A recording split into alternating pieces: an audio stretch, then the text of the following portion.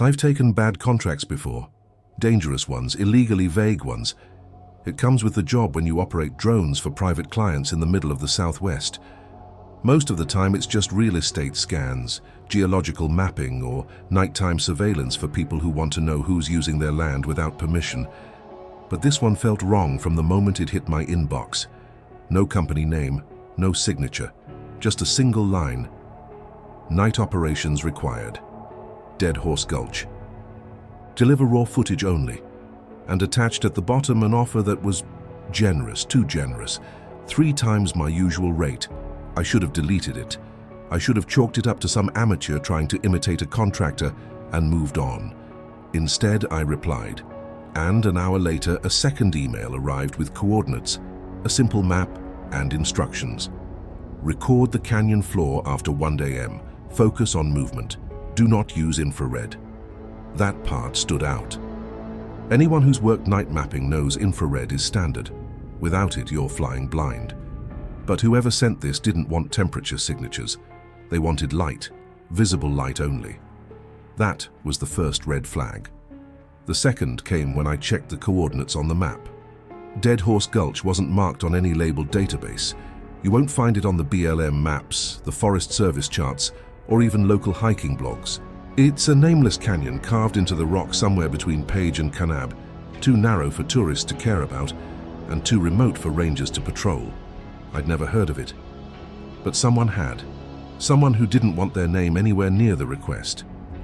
I loaded my SUV with 3 drones, 2 standard quadcopters, and 1 heavier rig with a thermal lens I brought anyway, regardless of instructions. I threw in batteries, lights, backup propellers, and my field tablet. Before leaving, I messaged a friend, just a simple text. Heading to Gulch, weird job. If you don't hear from me by morning, check in. He responded with a thumbs up. I tried to pretend that was enough. The drive took nearly 5 hours, much of it on empty desert highways cutting through black sandstone hills. As the sun went down, the road grew lonelier. No houses, no gas stations, just vast stretches of red earth cooling under a blue-black sky. At exactly 11:59 p.m., as I passed a bent steel sign half buried in the sand. The letters were sun-bleached, but I could still make them out. Dead Horse Wash. No services, not Gulch. But close enough that the name felt intentional. My GPS died 10 minutes later. No gradual loss of signal, just a flicker, then darkness. The SUV headlights carved a narrow path through the land ahead. The desert looked wrong in the dark. Too quiet, too smooth, like someone had painted stillness across it. At 12:40, the land dropped sharply, revealing a slit in the earth, maybe 40 feet wide. My headlights skimmed the edges of jagged rock walls. Dead Horse Gulch, a place that officially didn't exist. I parked at the rim and stepped out. The night air was unbelievably still. No wind, no insects, no distant hum of traffic. The silence pressed against me, thick and heavy. Then I saw the first light. A faint white glow on the canyon floor, miles below. Not moving, just pulsing softly. Like someone had dropped a lantern, but deeper than any hiker could descend. I lifted my drone case from the trunk, trying not to think about how alone I was out here. The canyon swallowed sound. Even my own breathing felt absorbed by it. I powered on the first drone. The rotors spun up with a soft whir. The first man-made noise the canyon had heard in who knows how long. As I calibrated the GPS, a strange ripple crossed the canyon floor. A tremor of light, faint and fast, like a reflection but with no source. That's when my field tablet buzzed. A message from the same anonymous client. Begin flight. Stay above 800 feet. They respond below that. They, not objects, not phenomena, not lights. They. I felt something cold crawl up the back of my neck, but I launched the drone anyway, because by then I think a part of me already knew. Whatever was in Dead Horse Gulch wasn't waiting for the drones. It was waiting for me. The first drone dipped into the canyon like a silent insect, its navigation lights blinking rhythmically as it descended into the dark cleft of stone. From up on the rim, it felt like I was lowering a single point of life into a place that had never seen it before. The video feed flickered once, then stabilized. Jagged canyon walls rose like teeth on both sides of the frame. Bands of red and black rock twisted downward into an abyss that swallowed the drone's spotlight faster than the camera could adjust.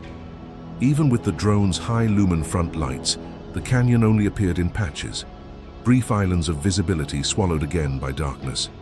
The silence was overwhelming. Even through the tablet speakers, there was no wind noise, no distant echo, no static, just quiet. I checked my position. Altitude, 962 FT above canyon floor. Signal strength strong. Battery, 100%. Everything was normal, but the canyon didn't feel normal.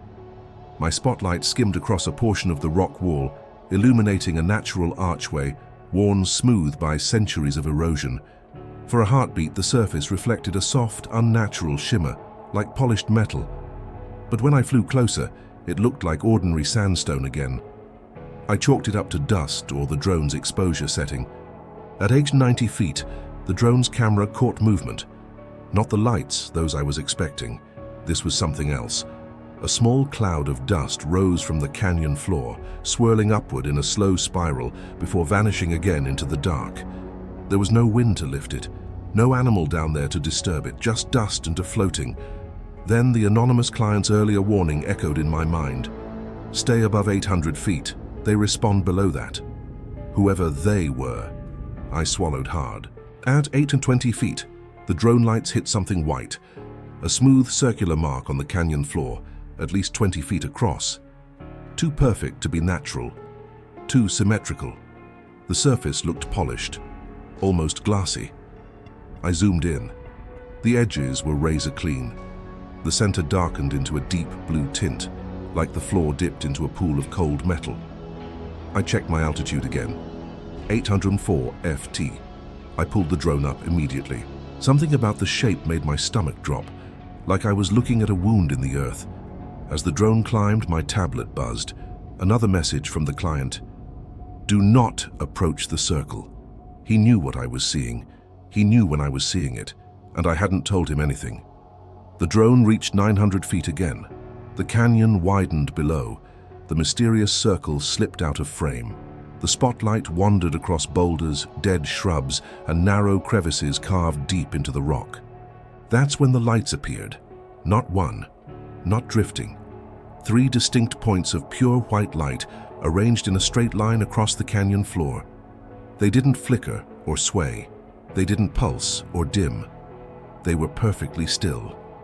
Too still. I froze, thumb hovering above the controls. The lights sat motionless for a full 10 seconds. Then, without warning, they shifted. Not closer, not upward. They shifted together, sliding horizontally across the canyon floor like they were fixed to a track. No drift, no arc, no acceleration curve, just instant movement. I've flown thousands of hours at night. I know what reflections look like. I know what animals' eyes look like. These were neither. I tilted the camera. The light stopped again. Suddenly, a second reflection appeared, not on the canyon floor, but on the drone's front lens. A faint white glimmer, as if another light were behind the drone. I turned the drone around slowly, spotlight sweeping across the canyon walls. Nothing. I turned back. The 3 lights were closer now. I checked the altitude, 788 feet. I jerked the drone upward again, heart pounding. The lights didn't follow. They simply faded out like someone dimmed a switch. A gust of cold air hit my face on the rim. The night had been completely still until now. Then, a sound. Not wind. Not an animal. A crisp, metallic ping on the roof of my SUV. I shined my flashlight. A small stone rolled down the windshield and fell to the ground. A stone that came from the canyon. Thrown, not dropped. Thrown up over the rim. My throat tightened. I turned back to the drone feed and froze. The frame showed something tall, much taller than a human, standing perfectly still on a ledge halfway down the canyon wall. Its silhouette was thin, elongated, almost elegant in shape. It didn't move. It didn't sway. It just stared upward, right at the drone, right at me. For a long moment I just stared at the tablet, frozen. The figure on the canyon wall didn't move, didn't shift, didn't even seem to breathe. If the spotlight hadn't been shining directly on it, I might have convinced myself it was part of the rock face, a trick of shadows or erosion. But it wasn't. The edges were too defined, too smooth, too deliberate. Its proportions were all wrong for a human. The arms were too long, the torso too narrow, the neck far too tall. It looked like an illustration of a person drawn by someone who had only ever heard of humans, not seen one. My hands trembled over the drone controls. "Okay. Stay calm," I whispered to myself. Even though my voice cracked on the second word, I hovered the drone in place. Altitude, 1012 FT, distance to the figure, roughly 480 FT, safe, far, distant. But the thing wasn't reacting to the drone. It was reacting to me. The angle of its head, the tilt of its stance, its entire posture was aligned perfectly with the drone's camera direction, which meant the creature wasn't looking at the drone, it was looking through it, straight up to where I stood on the rim. A cold wave washed over me, not physical, not temperature-driven, more like that primal instinct you get when something truly dangerous is watching you. Slowly, I eased the drone backward. The figure didn't follow, didn't flinch. But the lights returned. This time not 3, 6. 2 rows of 3 lights snapped on at the bottom of the canyon, arranged in an impossible straight line. They glowed with a steady, cold intensity, not like lanterns or flashlights, not like any LED I'd ever seen. More like white-hot reflections bouncing off a perfectly smooth surface. Before I could process what I was seeing, the client texted again. "If the lights divide, end the flight." Divide? I didn't have to wait long for the explanation. The 6 lights split cleanly into 2 groups of 3, one group sliding left across the floor of the canyon, the other sliding right. No acceleration, no drift, no dust disturbed, just instantaneous, symmetrical motion. I zoomed in. The ground beneath them didn't illuminate. There were no shadows, no blooming flares, no scattering, meaning the glow wasn't lighting anything around it. It wasn't light being emitted.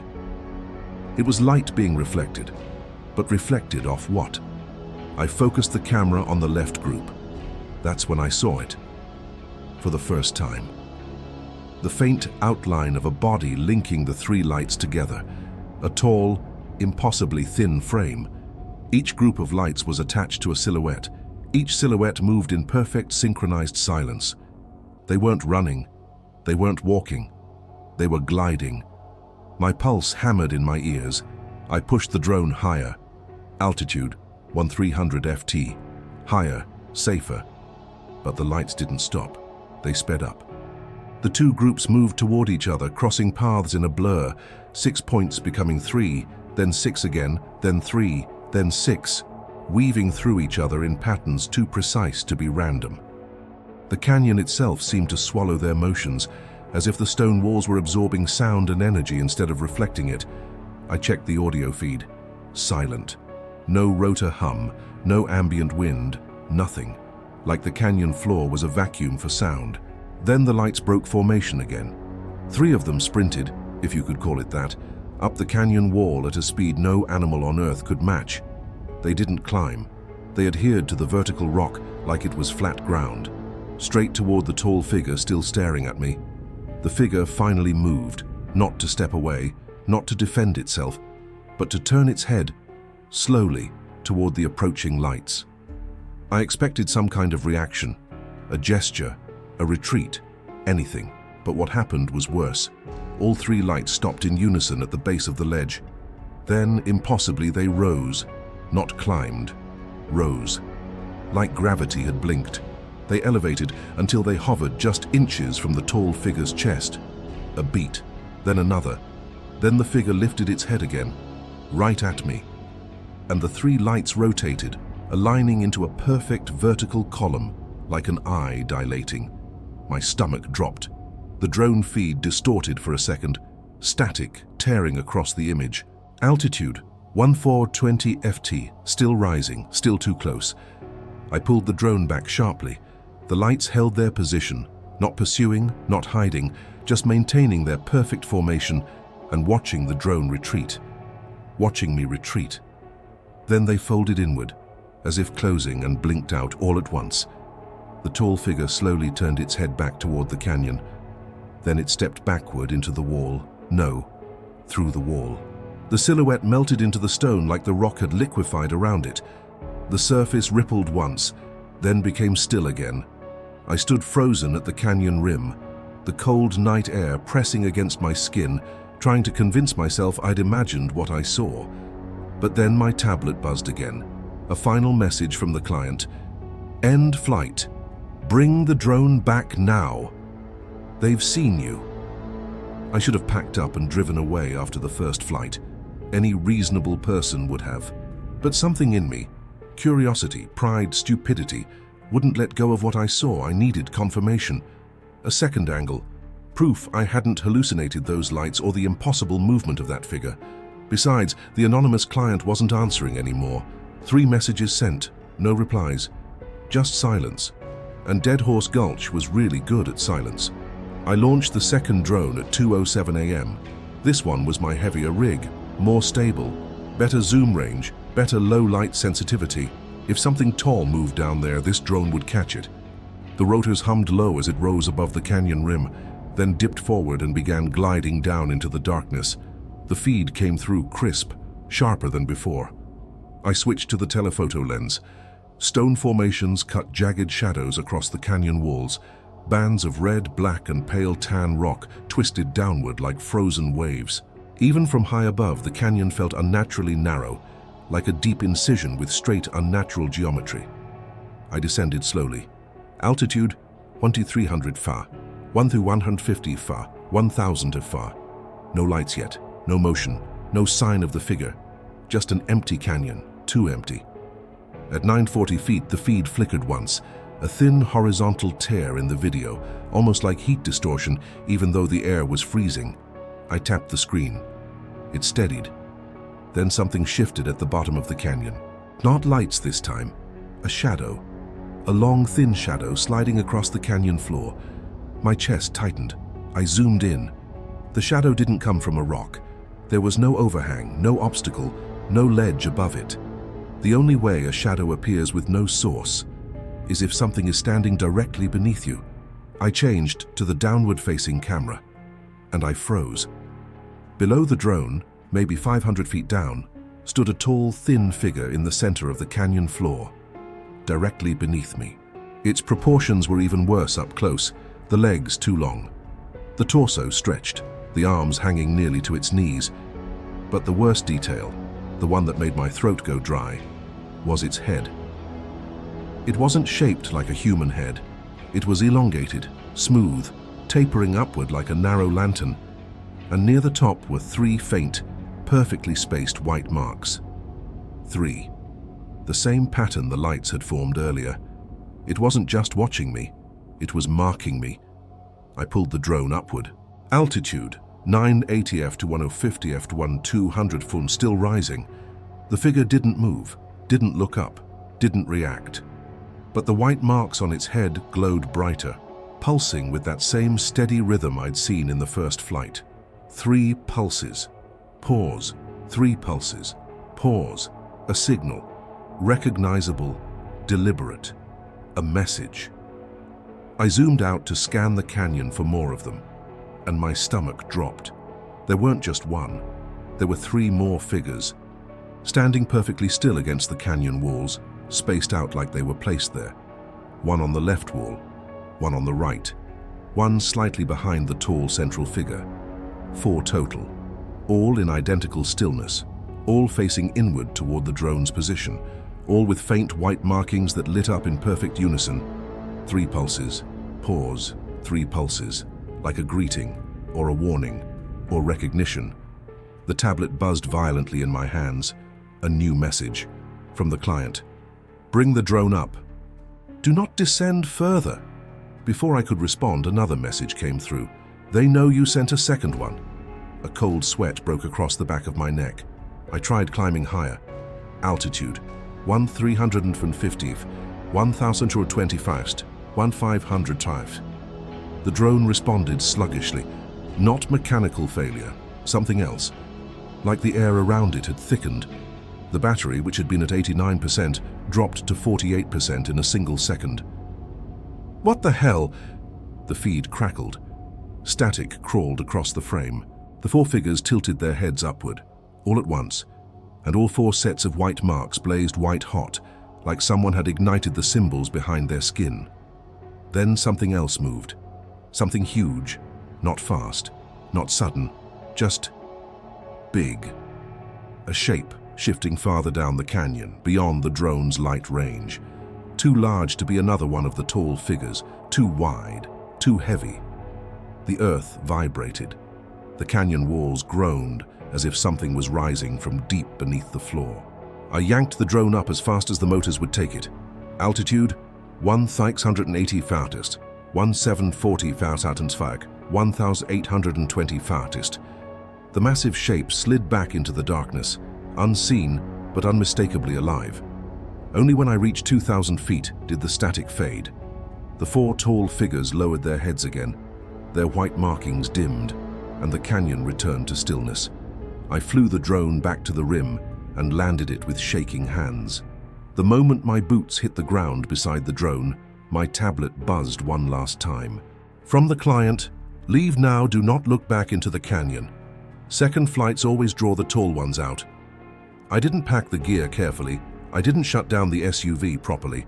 I just threw everything inside, slammed the door, and drove, tires skidding on the sand.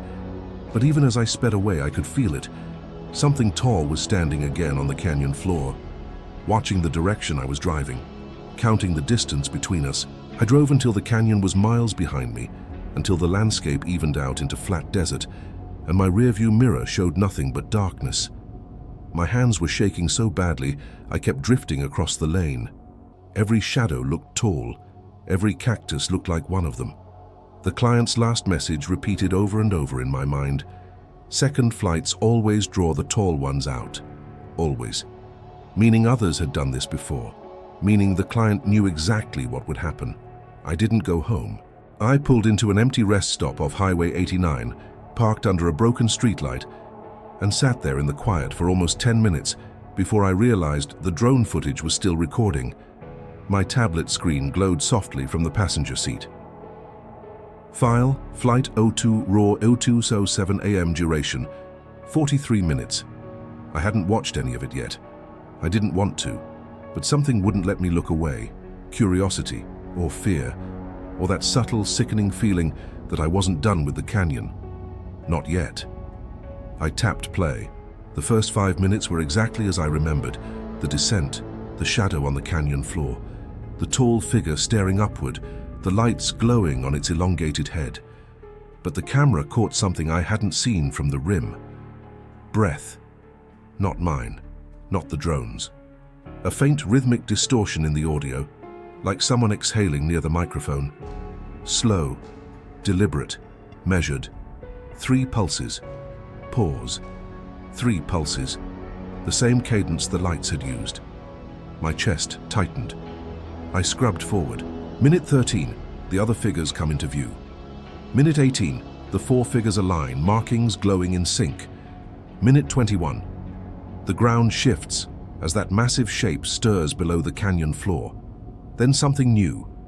At minute 22, the video feed flickers, just a split second, but enough to catch something between frames. A shape standing behind me, not in the canyon, behind me on the canyon rim. Where I had been standing during the second flight, a tall silhouette, long arms, narrow lantern-shaped head. I froze the frame and zoomed in. The figure was faint, barely visible, like heat haze or a shadow caught at the wrong moment, but it was there, directly behind me. My hands went numb. I rewound the footage, frame by frame. There, in frame 14, frame 15, frame 16. Closer. In frame 17, the silhouette is impossibly close to me, as if standing inches from my back. But there's no noise, no pressure, no sense of presence in my memory. Then the footage flickers again and it's gone. I leaned back in the seat, shaking my head hard, trying to shake off the unnatural fear crawling up through my spine. No, no. I would have felt it, I whispered. I would have known if something was behind me. But reviewing the footage only made the truth worse. The silhouette wasn't moving. It wasn't stepping forward. It was taller in each frame, like it grew upward, stretching silently behind me. I scrubbed to minute 29. The drone is rising. The figures dim. Silence returns. Something changes in the audio. Not static, not distortion. A voice. Faint. Distorted. Whispered like someone whose throat was full of sand. But still a voice. I turned the volume up. It sounded like one word, repeated twice. Up. Ward. My throat tightened. They weren't telling the drone to fly upward. They were describing movement. Their movement. My finger hovered over pause, but I couldn't stop. I had to know. At minute 35, the drone tilts during ascent, and for a fraction of a second, the camera catches the canyon rim. My SUV, my tripod, my shadow, and behind my shadow, a second shadow. Taller, thinner, too straight, too wrong. It wasn't there before, and it didn't move. It simply appeared between frames like it had chosen to show itself only to the camera. Not to me. I skipped ahead. Minute 40. The drone is almost at the rim. A thin, vertical artifact appears at the edge of the frame. It looks like the camera malfunctioning, until it bends. Cameras don't malfunction in curves. It wasn't an artifact. It was an arm, a long, thin arm reaching toward the drone. I dropped the tablet. It hit the floor mat, but the footage kept playing, the screen now angled up toward me. The final seconds recorded the drone landing at my feet. Dust blows. Frozen desert air hums. And then, as my hands reach down to pick it up, a whisper so faint it's almost inaudible. Turn. Around. The voice wasn't mine. It wasn't human. It came from right behind the drone, right behind me. I shut the tablet and held it against my chest, trying to breathe. The entire rest stop felt too open now, too exposed. Shadows stretched long across the asphalt. The broken streetlight buzzed overhead like it was struggling to stay alive. Then my phone vibrated. A new message. From the same anonymous number. No greeting, no signature. Just 3 words. They follow sight. I stared out the windshield. The desert beyond the pavement was pitch black, silent, still, but not empty. I knew that now. I didn't sleep that night.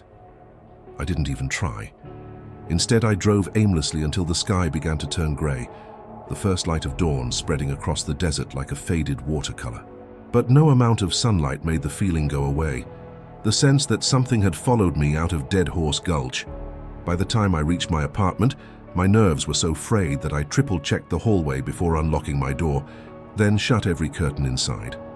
I didn't want sunlight, I didn't want darkness, I didn't want visibility of any kind. I dropped my gear on the table and finally peeled off my jacket. That was when I saw it. A mark. A perfect circular burn on my left forearm, right above the wrist, 4 inches wide. The edges were sharply defined, like a laser had seared the pattern into my skin without breaking it. At first, I thought it was some kind of allergic reaction. Maybe the metal from the drone controller had gotten too hot, or maybe I'd leaned against something without noticing.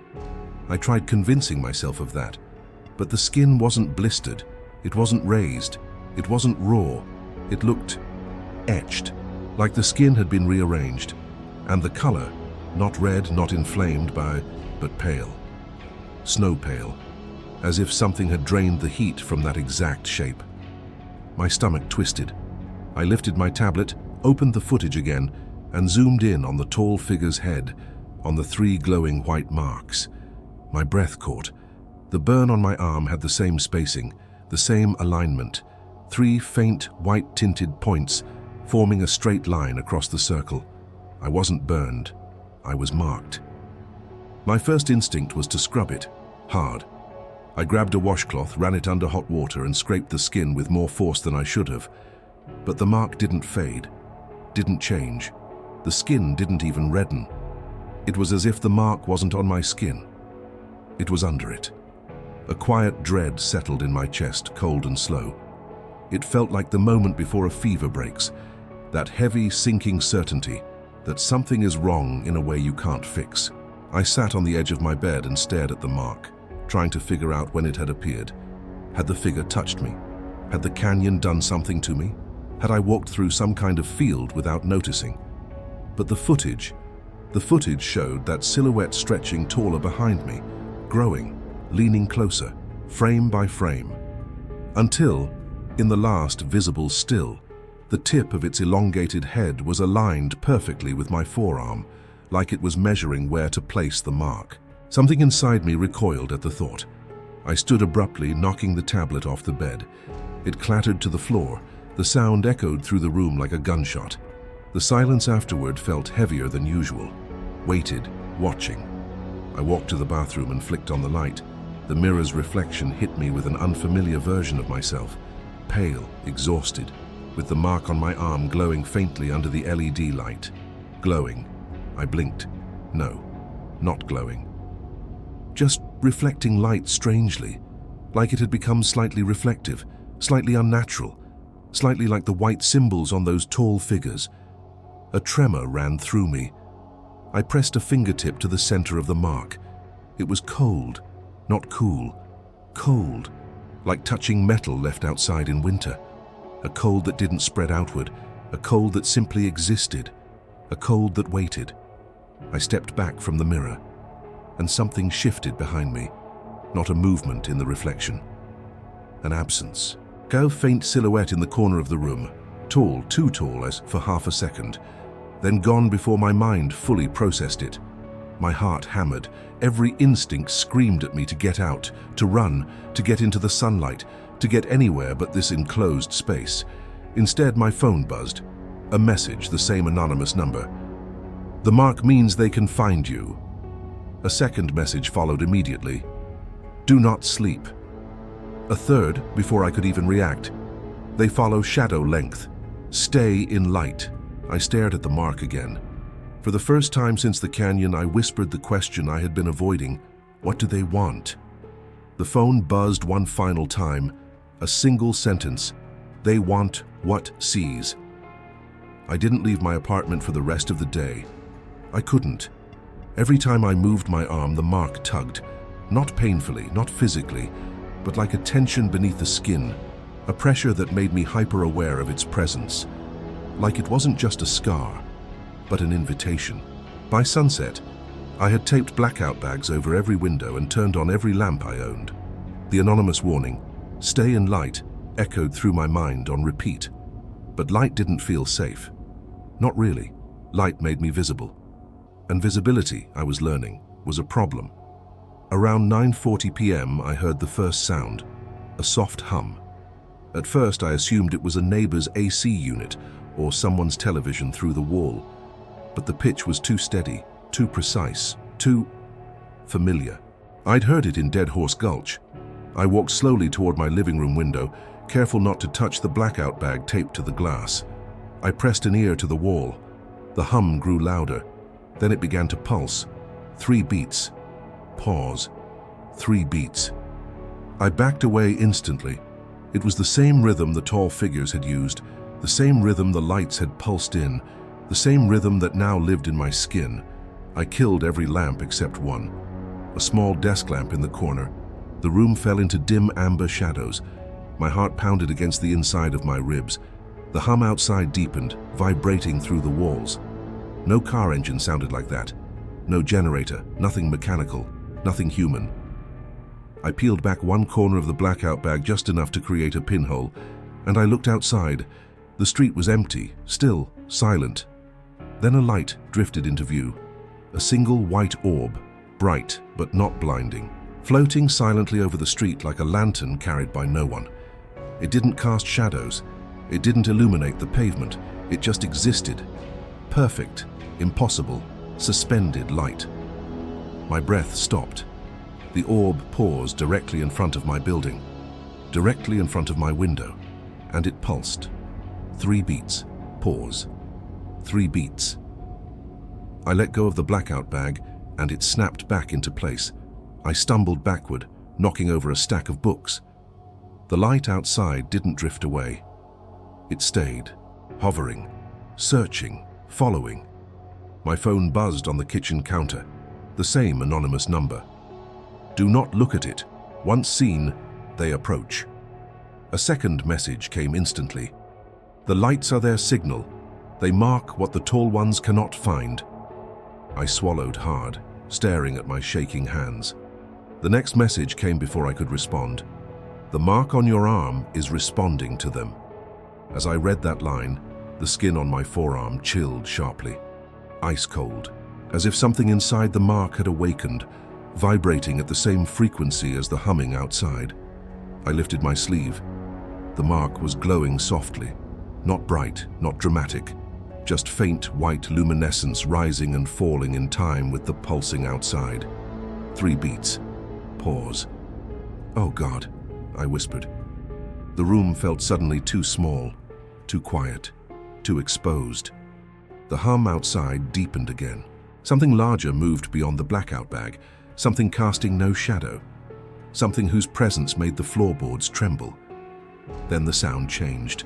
A step, slow, heavy, measured, not on the pavement, on the roof.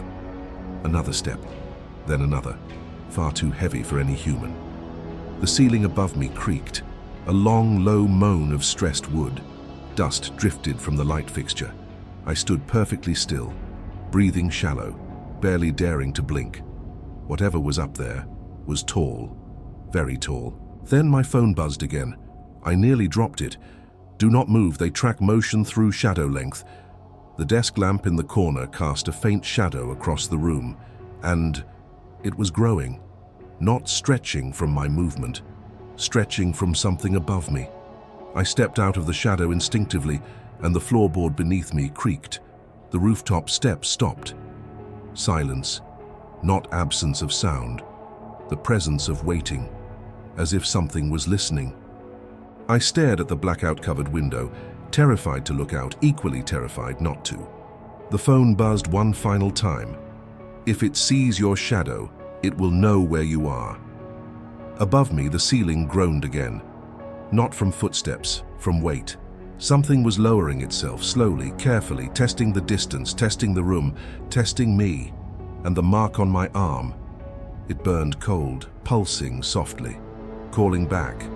I don't remember falling asleep. I remember trying not to. I remember pacing my apartment with the last lamp still on, the desk lamp in the corner burning a weak amber circle into the carpet. I remember the humming outside fading in and out like breathing, and the feeling of the mark on my arm pulsing cold against the warmth of my skin. I held on as long as I could, but at some point, exhaustion did what terror couldn't. My body shut down. I woke up standing, not lying in bed, not on the couch, standing.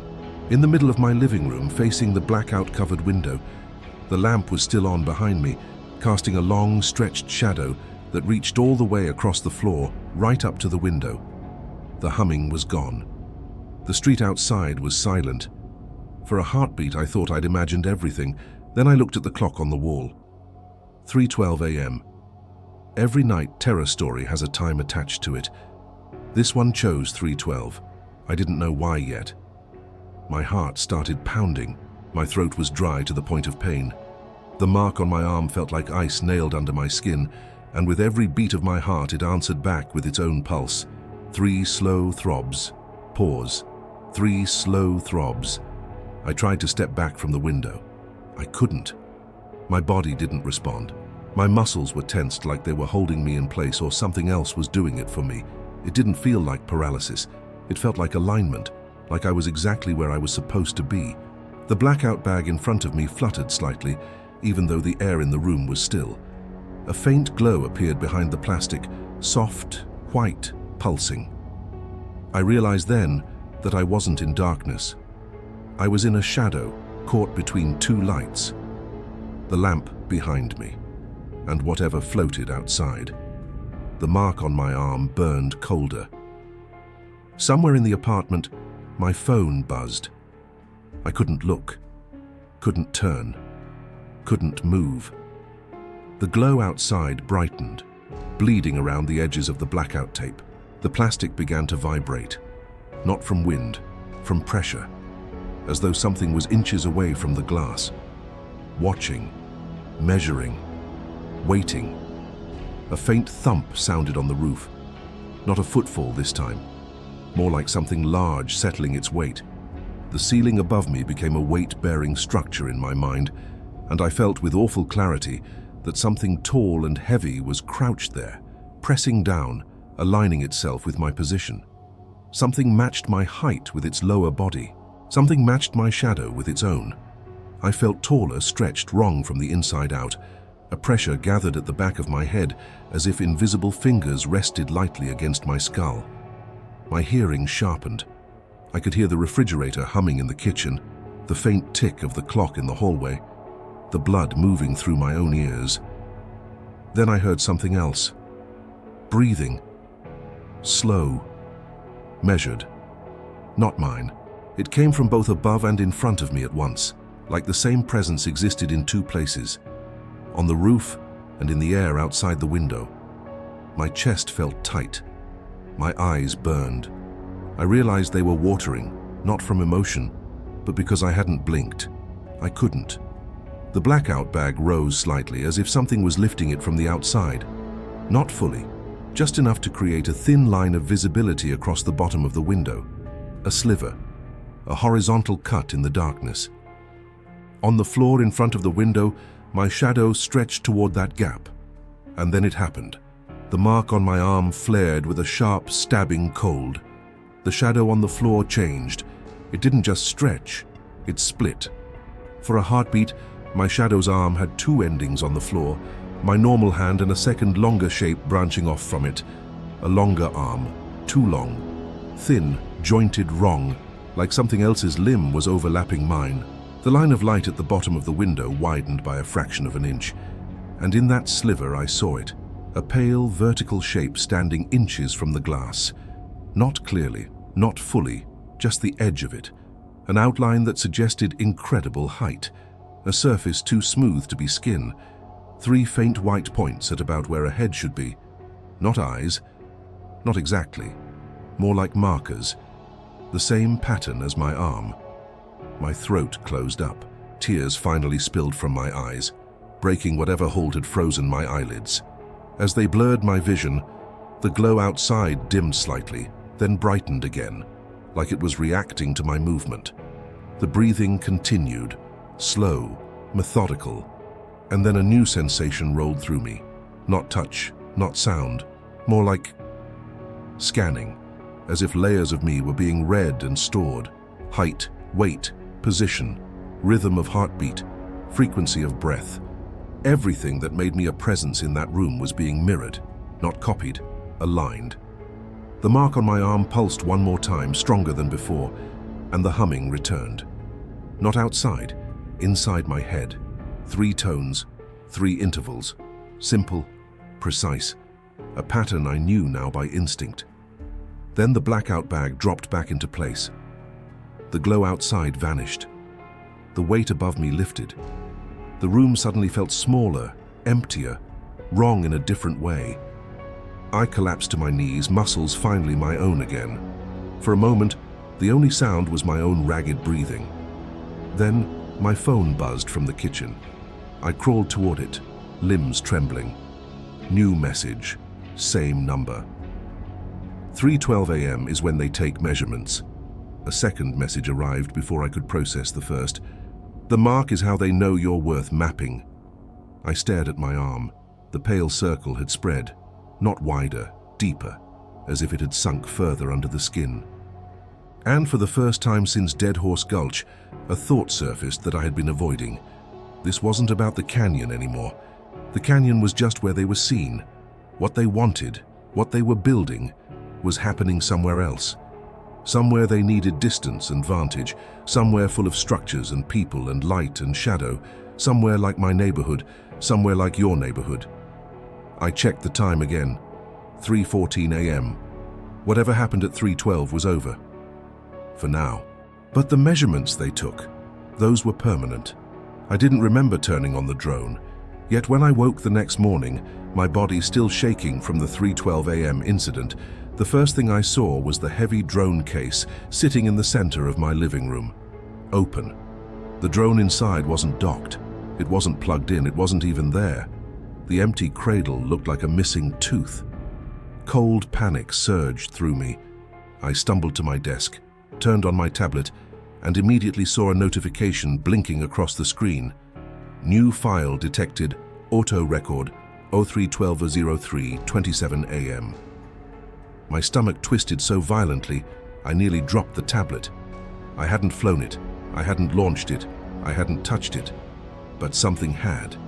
Hands trembling, I tapped play. The footage started in total darkness. A black screen. Silence except for a faint hum. Not the canyon hum, not the roof hum. A new one. Close. Low. Like the inside of a throat. Then, movement. The camera lifted weakly, tilted.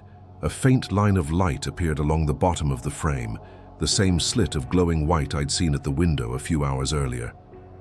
The drone was filming from inside my apartment. It had been turned on without my hands, without my awareness, maybe without my permission.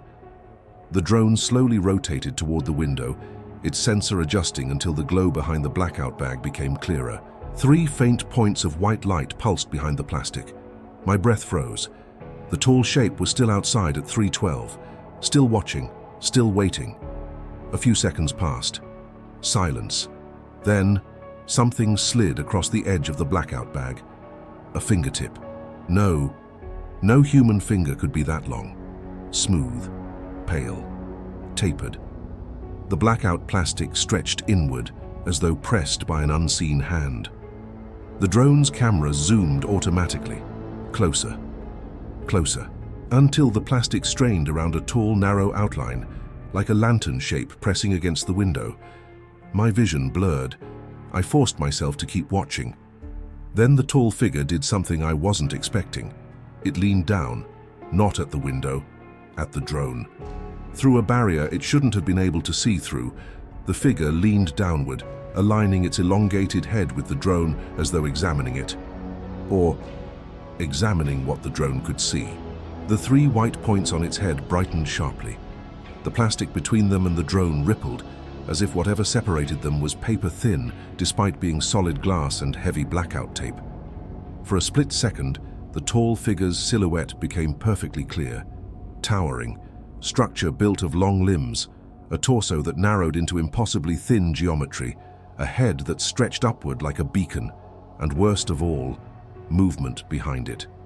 Something bigger, a shadow that dwarfed even the tall figure, a massive shape, shifting silently behind the first, like something pacing the boundary of visibility. Then the footage glitched, hard. White static tore across the screen. The camera convulsed, as if something grabbed the drone mid-air. A distorted, gravel-like whisper cracked through the drone's microphone. Aligned. The voice wasn't human. It was layered, multiple pitches stacked together, like dozens of voices speaking the same word through the same mouth. The camera shook violently, the view tilted up toward the ceiling, and for a single frame, a single horrific frame, the footage captured a silhouette inside the room. Not outside, not on the roof, inside. Tall, bent forward to fit under the ceiling. Arms brushing the floor, 3 bright white points along the elongated head. I paused the video, heart hammering. The image stayed on the screen. A tall figure standing inches behind where I must have been sleeping, watching me, studying me, measuring me. The next frame blurred, the silhouette vanished. A crash echoed in the recording. The drone hit the floor. The last few seconds of footage were just the ceiling and faint breathing. Not my breathing. Something slower, something too controlled, something methodical. I let the tablet slip from my hands to the couch. My entire body felt numb. They hadn't just visited, they hadn't just observed. They'd entered, and they had used my own equipment to record me, to record the space, the angles, the dimensions of the room, the way my shadow fell under the lamplight. The final timestamp on the recording made my blood run cold. 03:27 a.m. Device shut down. Not auto off, not power failure. Shut down. Something intelligent had turned it off. Finished what it needed. My phone buzzed. A new message from the anonymous number. If they entered, you're out of time. A second message followed immediately. The next visit isn't a measurement. A third, it's a retrieval. Outside, something heavy shifted near my front door. Not loud, just a weight, a presence. Listening, waiting. The mark on my arm pulsed so cold, it numbed my fingers. By the time the sun began to rise, I had already barricaded the front door. It didn't matter. Deep down, I knew it didn't matter. Barricades stop intruders, locks stop people. But these things weren't breaking in, they were descending. I dragged a dresser in front of the door anyway, piled a chair on top of that, pushed a second bookcase into place. My hands were shaking the entire time, the mark on my arm pulsing with a cold that made my fingertips stiff and numb. I grabbed a jacket from the closet, threw it over the mark, but the chill seeped through the fabric, as if covering it only made it stronger. The drone's footage replayed in my mind over and over. That tall silhouette inside my home, behind me, leaning down like it was trying to understand something about me. My structure, my alignment, my use. At 9:12 a.m., a sound rolled through the apartment. A vibration, not loud, not sudden. A low-frequency tremor that seemed to come from the floorboards, sliding up through my feet and into my spine. The same frequency I'd felt in Dead Horse Gulch, only stronger. I stumbled backward into the wall, gripping my arm. The mark pulsed violently. 3 slow beats, pause, 3 slow beats. A reply, a location beacon. I forced myself to breathe slowly, shallowly, quietly, because something was coming down the hallway. Not footsteps, not movement. A bend in the air, like gravity adjusting itself. The light from my desk lamp flickered, stretched, dimmed. The shadows in the corners widened, deepening like open wounds. A shape appeared at the end of the hallway. Tall, thin, inhumanly still. Its head brushed the ceiling, forcing it to stoop forward, the elongated shape bending in a way that shouldn't have been possible without breaking bone. But there were no bones. The thing stepped forward, and I saw it clearly for the first time. Skin, if it even was skin, smooth and pale, like stone polished by centuries of wind. Arms long enough that its fingertips grazed the floor. A torso that narrowed unnaturally. Legs like stilts built from living geometry. And the head. That long, lantern-shaped head tapering upward into a point. 3 white markings pulsed along it. The same spacing, the same alignment as the mark on my arm. My pulse raced so hard, I felt it in my teeth. The tall figure stood at the edge of the living room watching me, or measuring me. The air grew heavy, thick, hard to breathe. Then it stepped aside, and something larger entered. I had never seen it directly. Only glimpses in the canyon, only shadows beneath the stone. But here in my apartment, under the full light of day, it revealed its shape. Not tall like the first, not thin. This one was wide, massive. Its form barely fit through the hallway, pushing the walls outward as it forced its way in. It didn't have a face, not in the human sense. It had angles jutting and folding into each other like the facets of a carved statue. Shapes that almost suggested eyes, or mouths, or something that wanted to become those things but never needed to. It radiated cold. The temperature in the room plummeted. Frost crept across the TV. Moisture crystallized on the mirror. The smaller, tall figure moved behind it, lowering its head like a subordinate waiting for instruction. My phone vibrated in my pocket. I didn't dare move, but the screen lit on its own, displaying a new message. They retrieve what is marked. A second message appeared instantly. Do not let them complete alignment. Alignment. The shape behind the blackout bag. The voice in the drone. The way my shadow had split the night before. All of it had been leading to this. The massive figure shifted slightly, not toward me, toward the lamp, the only light source left in the room, as if checking the angles of the shadows on the floor, as if analyzing the geometry of the room, as if verifying the environment. Then it turned its focus toward me. My shadow stretched toward it, long and trembling. The tall figure stepped closer. its long fingers trailing along the carpet as though tracing invisible lines in the floor. The mark on my arm pulsed so intensely I gasped. My shadow flickered, split again, a second elongated arm branching off from the original, then a second distortion along my leg. My silhouette was changing. They were trying to map me, trying to convert me. I backed into the wall, breath shaking as the massive figure leaned closer. The cold coming off it was unbearable, like standing inches from a glacier. The tall one behind it extended an arm, slowly, elegantly, toward my shadow. Not toward me, toward what I projected, and that's when I understood. They didn't want my body. They wanted my shape, my pattern, my alignment. Once they completed the mapping, they could replace it, rewrite it, fill the silhouette with something else. I whispered, voice cracking. "Stop." The tall figure froze. The massive one paused mid-lean. For a moment everything went still. Then they moved together, not stepping, not really moving, but shifting the same way canyon shadows shift in impossible angles when moonlight bends around cliff faces. My shadow stretched further, splitting again. 4 limbs, 6. Something growing along the spine. The tall figure's head pulsed brighter. The massive one pressed forward, the air collapsing inward. And then, a sound. A loud metallic clang from outside the apartment. A knock? No, not a knock. Metal striking metal.